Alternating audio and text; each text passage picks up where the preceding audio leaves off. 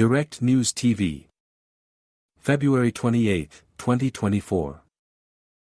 Israel refuses to recognize Palestinian villages it plans to confiscate. Negev Desert, Israel is building a town exclusively for Jewish Israelis.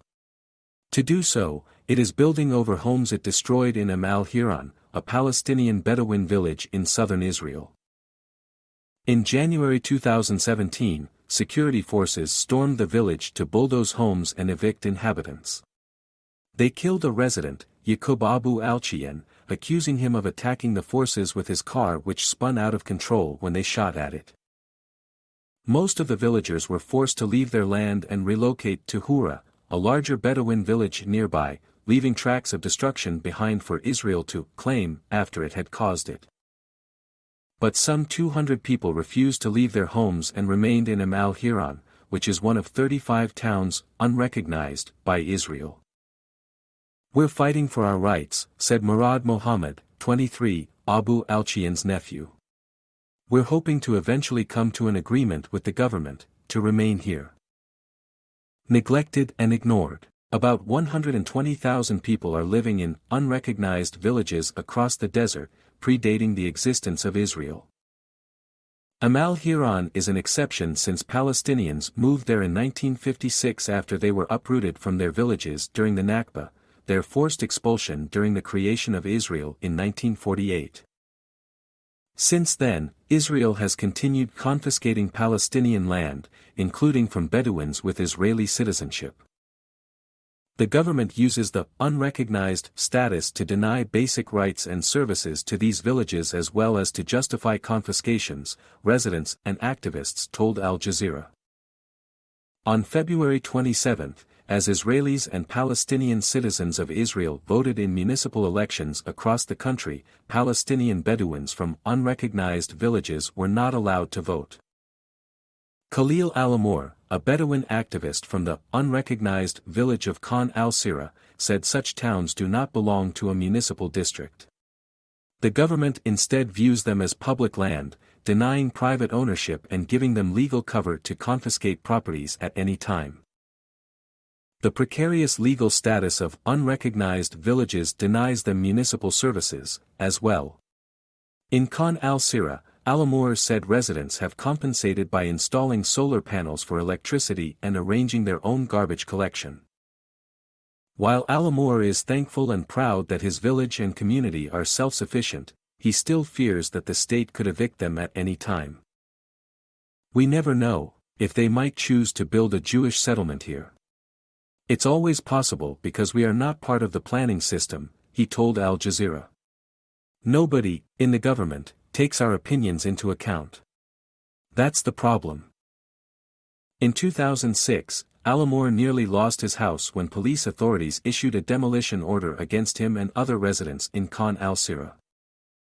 Al-Amour contacted human rights lawyers and activists who went to court on his behalf, where they argued that the state was unnecessarily destroying a village to build a new airport. Al-Amour did not expect the court to rule in their favor. According to a report by Human Rights Watch, HRW, from 2008, most Bedouin landowners give up challenging demolition orders since no Israeli judge had ever ruled to protect an unrecognized village. But Khan al-Sira proved to be an exception. The legal battle lasted 6 years, but Al-Amour and his community eventually won. "Other villages weren't as lucky," he told Al Jazeera. "After we won, I invited our lawyers, and some Jewish Israeli friends that helped us in our struggle, over to our village for dinner." A way of life. Palestinian Bedouins are traditionally semi-nomadic people and animal herders. But over the years, with successive limitations placed on their freedom of movement and livelihoods, most have adopted a more sedentary lifestyle and rely on agriculture to sustain their communities and way of life. Israel has promised to provide services and legal housing to these communities if they leave their villages and move to nearby cities. But Bedouins like Rabia Abu Ghan, 17, told Al Jazeera they are not interested in Israel's offer. Speaking on a hill in al-Hiran, he explained that the cities have high rates of crime and most of their residents live in fear of one another. He added that his community does not want to separate or give up their way of life. Life is much better in Al-Hiran, Abu Ghan told Al Jazeera. We can see our children and their parents here. We can be with all of our brothers and cousins in one place. We all know each other here.